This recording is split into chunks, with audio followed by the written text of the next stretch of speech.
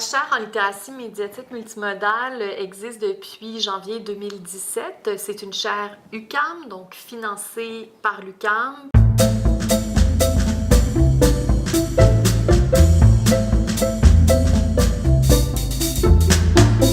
La littératie médiatique multimodale, c'est une finalité. Donc, on veut arriver à développer des savoirs qui nous permettent de mieux comprendre comment les individus peuvent, de la manière la plus complète et la plus profitable et la plus performante, faire l'usage des différents supports et des différents langages pour s'exprimer dans différents contextes. C'est pour ça qu'on a ajouté au concept de littératie le concept de média. En fait, on le martèle toujours, c'est littératie des médias parce qu'il faut comprendre les langages de ces médias-là. Et pourquoi multimodal? La manière dont les médias s'expriment, c'est toujours à travers la combinaison des différents modes d'expression, différents langages. Donc, les savoirs que nous développons à la chaire sont sur les messages multimodaux, les formes multimodales, la manière dont les médias empruntent des langages multimodaux sur différentes plateformes, différents supports, et la manière dont finalement on apprend à lire et à s'exprimer à l'aide de ces langages sur différents supports, sur différentes plateformes. L'éducation média est aussi un domaine qui existe depuis plus longtemps, qui s'est introduit en éducation depuis bien avant la littératie médiatique. L'éducation média a une visée beaucoup plus large que la littératie médiatique. On pourrait dire que la littératie médiatique était une branche, finalement, c'était la branche plus sémiotique, celle qui visait à développer des savoirs sur les langages, sur la manière dont on peut communiquer en utilisant différents langages médiatiques, par exemple le langage cinématographique, le langage propre au numérique, parce que les particularités du numérique viennent elles-mêmes modeler la manière dont on peut penser certains langages aujourd'hui. L'éducation média continue à avoir cette mission de former aussi au langage, mais la littératie est davantage un domaine de savoir qui s'inspire d'un ensemble de savoirs. On va puiser en communication, on va puiser en littérature, sur les nouvelles formes, par exemple les œuvres numériques, les différentes fictions, la manière dont elles se composent, leurs différentes textualités. Donc, on s'inspire des différentes disciplines, mais c'est dans cette idée de former à mieux comprendre les messages et à mieux produire du sens aussi sur différents supports et de manière à faire un bon usage des différents langages. La littératie médiatique multimodale a une visée critique aussi, mais qui passe davantage par la déconstruction des messages parce qu'on en comprend la mécanique. En littératie médiatique multimodale, on se concentre pour les prochaines années sur 3 grands chantiers.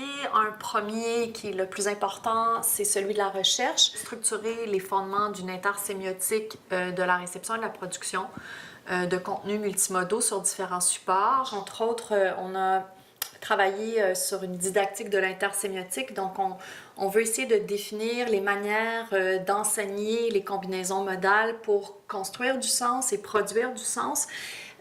On s'est beaucoup attardé aux combinaisons texte-image, puis on voudrait davantage travailler sur le son, la gestuelle et le mouvement.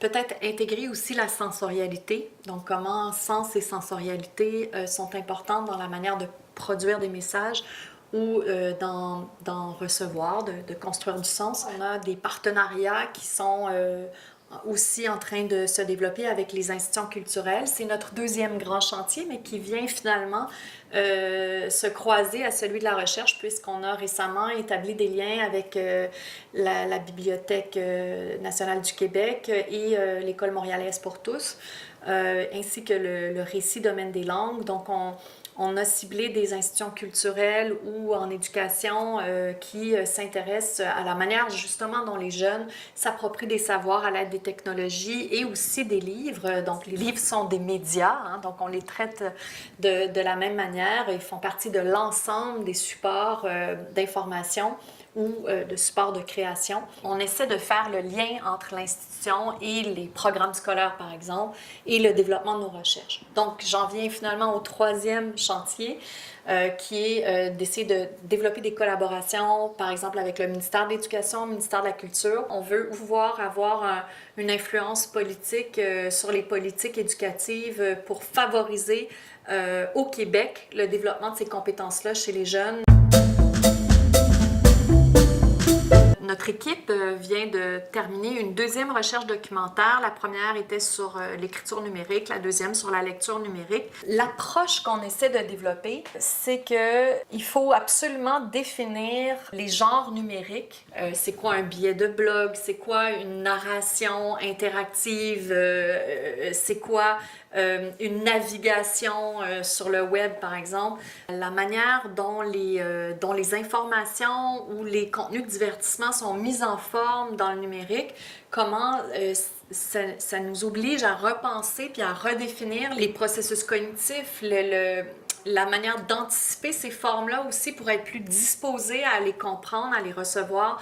Quel genre de stratégie on devrait enseigner à l'école pour favoriser la lecture et la production de contenu à l'aide de logiciels, par exemple. Donc, on est encore dans une culture de l'écrit, hein, dans la formation des maîtres, et les technologies sont enseignées au niveau de leurs usages, mais on a difficilement pensé de manière didactique la manière de les utiliser dans des disciplines particulières. Ce qui fait qu'il faut repenser la formation universitaire aussi. Donc, par exemple, si je suis en didactique de la lecture ou de l'écriture, il faut que je puisse aussi enseigner les propriétés de la lecture sur des outils numériques, les nouvelles textualités, les genres numériques, et de la même manière pour écrire. Donc, comment j'écris un récit interactif à partir d'un logiciel, comment j'écris un billet de blog et comment j'utilise l'image et le témoignage, par exemple, audiovisuel, et comment je peux développer effectivement des compétences techniques, mais qui sont vite rattrapées par souvent des tutoriels en lien avec des logiciels qu'on utilise, mais surtout comment j'utilise les langages pour transmettre un savoir le plus efficacement possible. Et on est aussi là pour penser des designs didactiques innovants. On sait que ça se fait dans le jeu vidéo. Il y a des chercheurs, ici même à l'UQAM, qui collaborent avec Ubisoft. Dans notre cas, on a développé donc des projets avec des maisons d'édition qui voudraient développer du numérique et du numérique qui permettrait de rehausser l'offre culturelle pour les jeunes en situation de classe.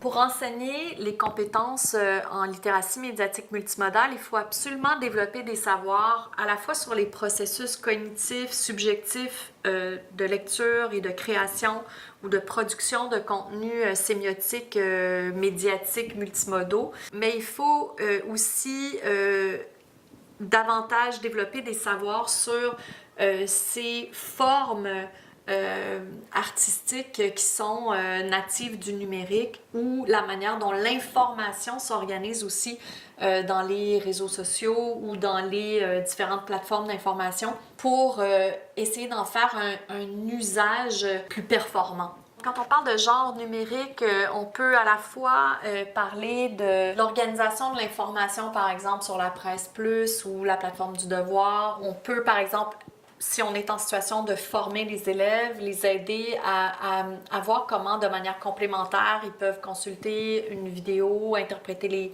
même les sons d'un événement, et puis en lire l'explication, et puis faire des recherches sur d'autres plateformes pour avoir des informations plus approfondies. Donc, la manière dont ils doivent lire des documents de différentes natures.